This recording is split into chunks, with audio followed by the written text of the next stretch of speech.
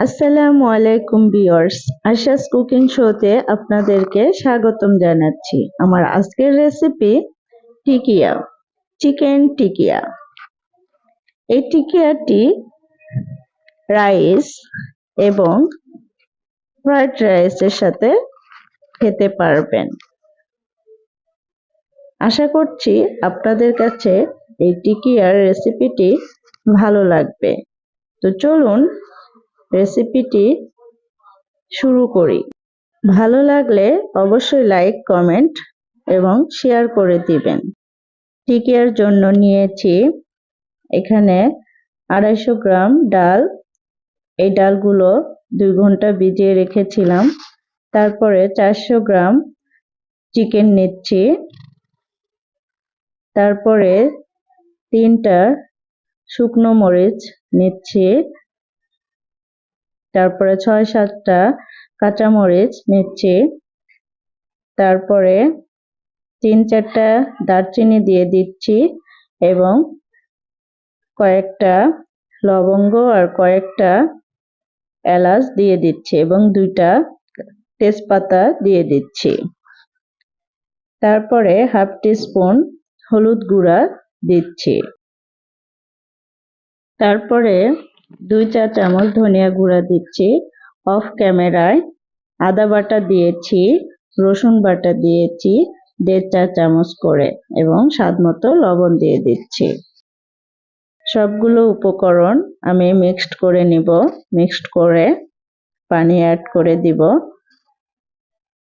তো আমি পরিমাণ মতো পানি দিয়ে নিচ্ছি, বেশি পানি দিব না, কারণ একদম ডালগুলো শুকনো শুকনো করব। ডালগুলো সিদ্ধ হওয়ার পরে আমি ব্লেন্ডার করে ফিরে আসছি। তো আমি চিকেন ডাল ব্লেন্ডার করে নিয়েছি, তার ভিতর পরিমাণ মতো লবণ দিচ্ছি আবারও। তারপরে 1 চা চামচ জিরা গুঁড়া দিচ্ছি, বেরেস্তা দিচ্ছি কিছু এবং একটা ডিম দিচ্ছি। ডিম দিয়ে ভালোভাবে আমি মেখে নিব। অল্প একটু মাখানোর পরে আমি দিয়ে দিব কিছু ধনিয়া পাতা কুচি। তারপরে দিয়ে দিচ্ছি কাঁচামরিচ কুচি। কাঁচামরিচ কুচি দেওয়ার পরে আমি ভালোভাবে মেখে নিব আবারও। তো আমি মেখে নিচ্ছি। এ পর্যায়ে যদি মনে হয় যে ডোটি অনেক নরম হয়েছে, তাহলে ব্রেড গুঁড়া করে দিয়ে দিবেন, তাহলে হালকা শক্ত হবে ডোটি, ভালোভাবে টিকিয়ার শেপ দেওয়া যাবে। তো আমার মাখানো কমপ্লিট।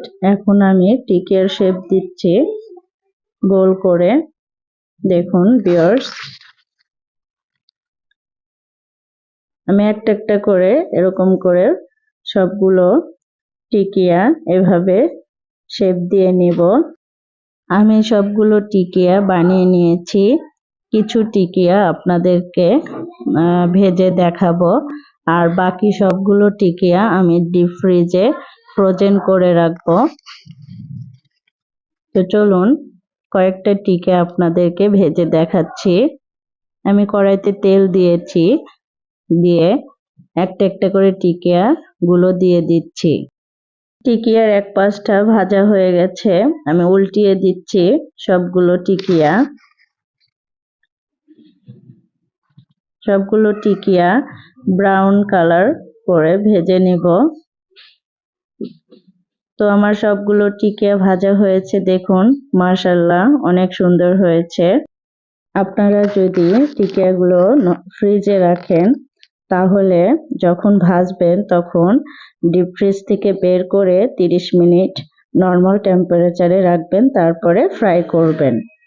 তো আমার সবগুলো টিকিয়া ভাজা কমপ্লিট, দেখুন ভিউয়ার্স।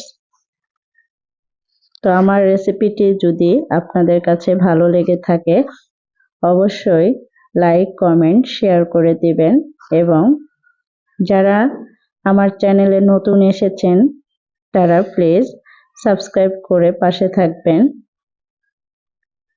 দেখুন ভিউয়ার্স কতটা ক্রিস্পি হয়েছে। দেখুন। তো আপনারা বাসায় এভাবে ট্রাই করবেন, বানাবেন এবং পরিবারকে খাওয়াবেন। তো আজকের মতো এখানেই শেষ করছি। দেখা হবে নেক্সট ভিডিওতে। আপনারা ভালো থাকবেন, আমার জন্য দোয়া করবেন, আমি যেন নতুন নতুন রেসিপি উপহার দিতে পারি। আমার ফ্যামিলির জন্য দোয়া করবেন। আসসালামু আলাইকুম, আল্লাহ হাফেজ।